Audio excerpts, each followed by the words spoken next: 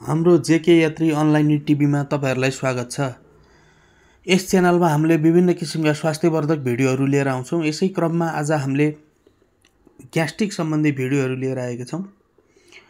यो ग्यास्ट्रिक भन्नाले पेटमा एसिड बढ्नु हो अथवा पेटको अम्लीयपना गडबड हुनुलाई ग्यास्ट्रिक भनिन्छ, जसले गर्दा अपच हुने, पेट पोल्ने, डकार आउने, पेट फुल्ने, वाक लाग्ने आदि गर्दछ।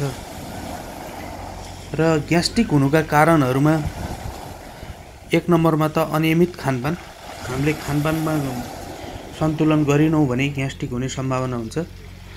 र अर्को 2 नम्बरमा थुप्रै चिया, कफी वा चुरोट खानु। चुरोट, चिया, कफी धेरै खानाले पनि ग्यास्ट्रिक हुने गर्दछ।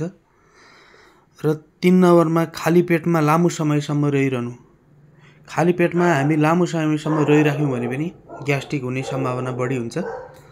र अर्को भनेको अत्याधिक तनाव वा चिन्ता। अत्याधिक तनाव लिने, चिन्ता लिने गर्दा पनि ग्यास्ट्रिक हुने सम्भावना हुन्छ। र अर्को 5 नम्बरमा भनेको निन्द्रा नपर्नु। निन्द्रा लागेन भने पनि ग्यास्ट्रिक हुने सम्भावना एकदम बढी हुन्छ। अर्को भनेको मादक पदार्थको प्रयोग। मादक पदार्थ बढी गर्दा पनि ग्यास्ट्रिक हुने सम्भावना बढी हुन्छ। र अर्को भनेको व्यायामको कमी। शारीरिक व्यायामको कमीले पनि ग्यास्ट्रिक हुने सम्भावना एकदम बढी हुन्छ। यी त भए ग्यास्ट्रिक हुने कारणहरू।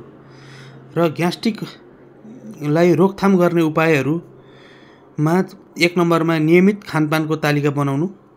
हामीले खानपानको तालिका नियमित बनाउनु पर्छ, समयमा खानु पर्यो। 2 नम्बरमा तेल, मसलेदार, चिल्लो तथा अमिलो खानेकुराहरू कम खाने। र अर्को 3 नम्बरमा धेरै पिरो, बेसार, अचार जस्ता खानेकुराहरू कम खाने अथवा नखाने। 4 नम्बरमा धेरै चिया, कफी र मदिरा सेवन नगर्नु। र 5 नम्बरमा भनेको धूम्रपान नगर्ने। धूम्रपानले पनि ग्यास्ट्रिक हुने सम्भावना एकदम बढी हुन्छ। र 6 नम्बरमा पर्याप्त मात्रामा पानी पिउनु। पानी चाहिँ एकदम धेरै पिउनु पर्यो। र 7 नम्बरमा व्यायाम, हिँडडुल गर्ने, शारीरिक व्यायाम गर्ने। यसले पनि ग्यास्ट्रिक निर्मूल पार्न एकदम मद्दत गर्छ।